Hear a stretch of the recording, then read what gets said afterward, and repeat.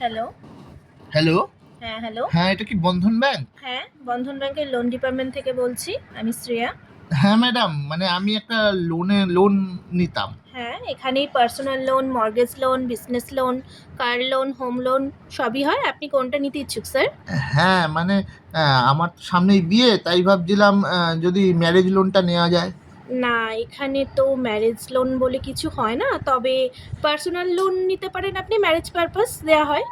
Rate of interest 13% yearly. ও ও ঠিক আছে ম্যাডাম, মানে আমার 10 দিনের মধ্যে লাগবে। সামনেই তো বিয়ে, বুঝতেই পারছেন। হ্যাঁ স্যার, বুঝতে পারছি। তবে আপনি বলবেন আপনার ব্যবসা নাকি চাকরি? হ্যাঁ, মানে আমি তো প্রাইমারি স্কুলের টিচার। তাহলে আমার মানে আমার হ্যাঁ। গভর্নমেন্ট পে স্লিপও আছে।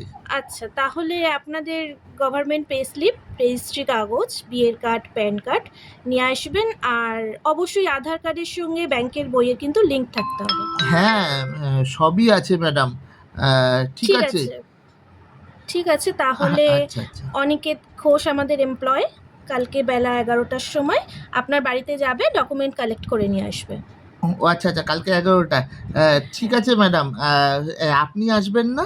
না, আমি তো রিসেপশনিস্ট, ডকুমেন্ট কালেক্ট করার জন্য আমাদের আলাদা এমপ্লয় রয়েছে। ও আচ্ছা, আচ্ছা। না ম্যাডাম, তবে একটা সমস্যা আছে। সমস্ত ডকুমেন্ট ঠিক আছে, ক্যাটারিংও জানেন বলা হয়ে গেছে।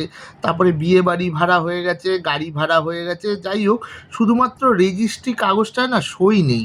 কি করব ও, বলুন তো? তাহলে কি করে হবে? কেন ম্যাডাম, আপনি এসে রেজিস্ট্রেশন ডকুমেন্টে মানে রেজিস্টার সেটাতে যদি আপনি সই করতেন।